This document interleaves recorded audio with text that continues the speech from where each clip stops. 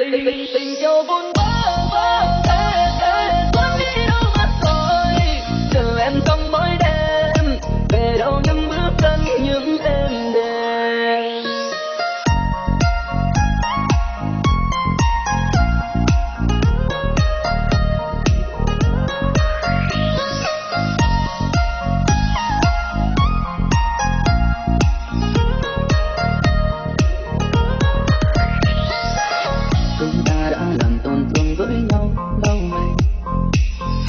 Sai chẳng còn là chuyện để ta tranh luận, thế gian đổi đời vạn vật chuyển lại theo ngày, yêu nhau đến mấy cũng không bằng sự may mắn.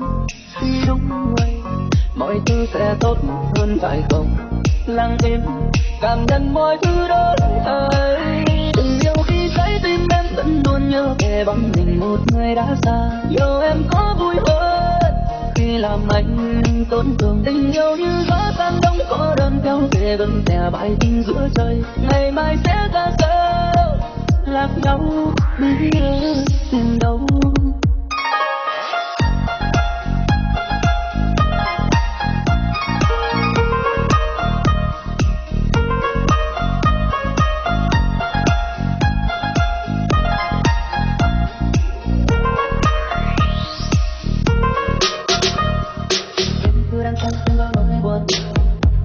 Chẳng níu giữ hằn sâu trong anh cứ mang theo bao tiếng cười để anh chơi với giữa muôn người cuồng cường trong những câu hát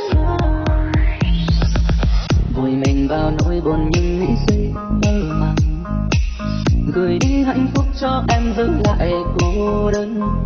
Em giờ đã ổn chưa, nơi này trời vẫn mơ, phải quên đi mà sao cứ nhớ tới em.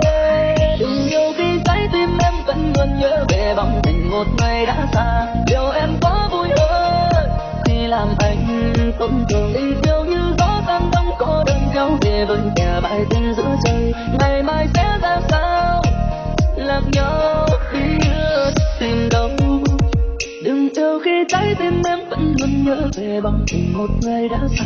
Điều em có vui hơn khi làm anh tổn thương. Tình yêu vốn vỡ rồi thế rồi quên đi đâu mất rồi, chờ em trong mỗi đêm về đâu những bước